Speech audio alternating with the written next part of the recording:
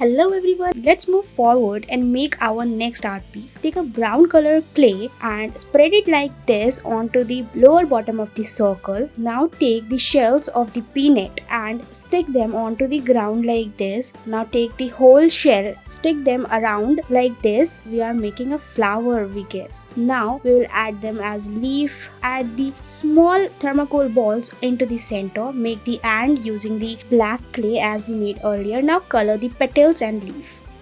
Let's now take a circular piece of paper, cut it down into half and mark it with the marker like this. Cut the piece out. Now make the nose, ear, eyes and mouth. Now add the sufficient amount of glue and stick the leaves of the tree like this, making the spikes of the animal. Now take different color balls of clay and stick it onto the body of the animal. The cute little animal is ready.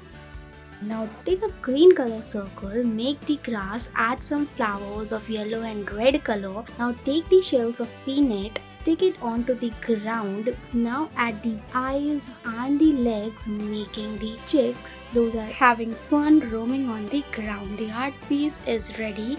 Add some warm.